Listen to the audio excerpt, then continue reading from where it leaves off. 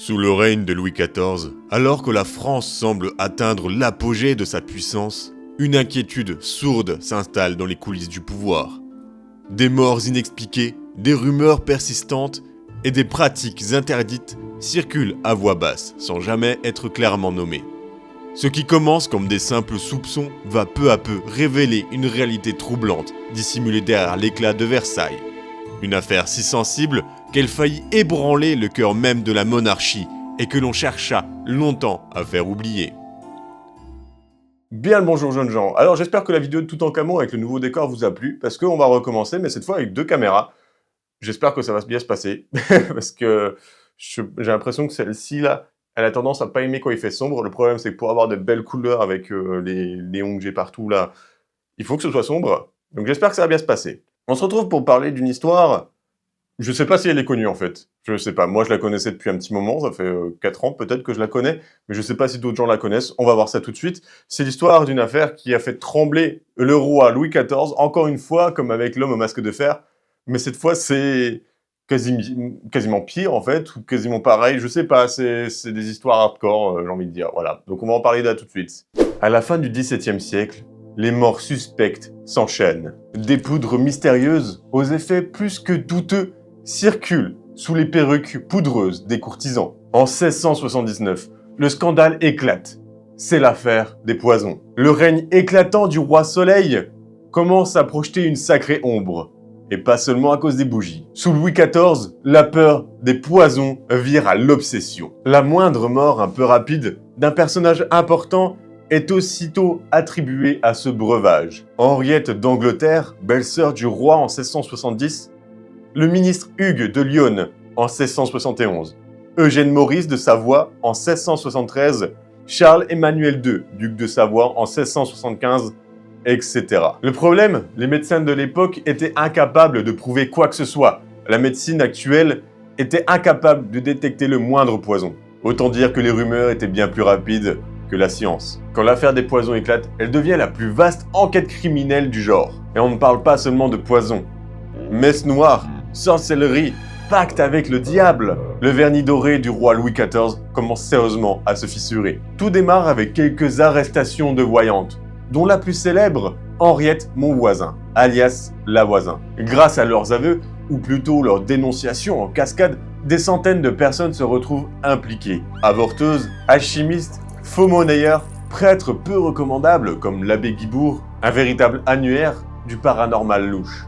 La plupart de ces personnes venaient d'un milieu modeste, domestiques, blanchisseuses, anciennes filles d'auberge, soldats, anciennes filles d'auberge, soldats, anciennes filles d'auberge, soldats démobilisés. Mais on trouvait également quelques nobles, ruinés, désœuvrés. Quant aux clients, tout le monde, mais surtout l'aristocratie. À Versailles, on croyait à Dieu, mais tout autant au diable, peut-être par sécurité. On demandait ainsi aux prêtres de réciter des messes sur des objets insolites. Cartes à jouer, figurines en cire, cordes de pendu, plein Saint-A, oui, vraiment. Certains allaient plus loin, jusqu'à réciter des messes noires, la nuit, à l'envers, avec des bougies noires également, jusqu'à aller au sacrifice d'un bébé sur le corps d'une femme nue. Autant vous dire que le samedi soir n'était pas toujours très catholique. Les charlatans vendaient aussi des talismans, des miroirs magiques, des poupées transpercées d'aiguilles pour nuire à un ennemi. Et bien sûr les fameuses poudres d'amour, censées réveiller la flamme, ou les poudres de succession, destinées à accélérer la disparition d'une personne afin de lui succéder au plus vite. Versailles touchait trop dangereusement à la cour des miracles. On estimait jusqu'à 400 le nombre de ces officines à Paris. Les dames de la haute société s'y rendaient à pied, masquées, laissant tout de même un carrosse à proximité. On consultait ainsi dans certaines églises discrètes. Preuve que le vice aimait lui aussi les lieux saints. Le chef de la police, Gabriel Nicolas de la Reynie, a tout de suite compris les enjeux et en avertit aussitôt le roi. Pour éviter un scandale, Louis XIV, en 1679, ouvre un tribunal assez spécial, nommé la Chambre Ardente. Nommé ainsi car le tribunal se situait dans une salle uniquement éclairée de plein de torches. Et visiblement aussi ça sonnait mieux que super tribunal ultra glaçant. La Reynie dirige l'enquête. Très vite, l'interrogatoire fait tomber des noms prestigieux. Princes, duchesses, maréchaux, marquises, toute la haute société semble passer à la moulinette. Même le poète Jean Racine manque d'y laisser sa réputation. Je vais te défoncer la gueule, moi. Évidemment, tous les accusés n'étaient pas coupables. Certains chargeaient les grands noms afin de tenter de sauver leur peau. En 3 ans, la Chambre ardente prononce des centaines d'arrestations et une dizaine de condamnations à mort. Mais l'enquête s'arrête soudainement lorsque les soupçons commencent à frapper Madame de Montespan, la favorite du roi. Trop dangereux et trop gênant. Accusée d'avoir fréquenté divins et sorcières, d'avoir commandé des messes noires et peut-être même d'avoir tenté d'empoisonner le roi et sa nouvelle maîtresse, Madame de Montespan, la favorite du roi, est au cœur du scandale. Si son application dans les pratiques magiques semble avérée, rien ne prouve les accusations les plus graves. Louis XIV préfère donc étouffer l'affaire. Quand l'amour et la raison d'État s'en mêlent, la justice passe après. Les coupables sont envoyés mourir dans des forteresses, dans des citadelles lointaines. À Belle-Île-en-Mer, à Besançon, à Salins, à Sals et à Villefranche-de-Conflans, soigneusement réduits au silence. Les dossiers compromettants concernant Madame de Montespan furent brûlés sous ordre du roi. Heureusement, l'araignée a pris soin d'en écrire un résumé qui sont aujourd'hui conservés à la Bibliothèque nationale de France. Ainsi se termine l'affaire des poisons.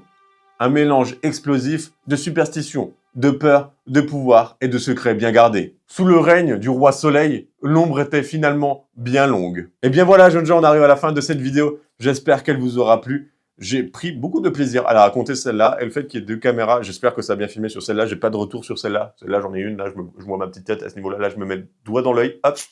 Mais là, j'ai pas de retour. Donc, je sais pas. Je mets un doigt ici. Je sais pas où c'est. Je sais pas aussi avec les...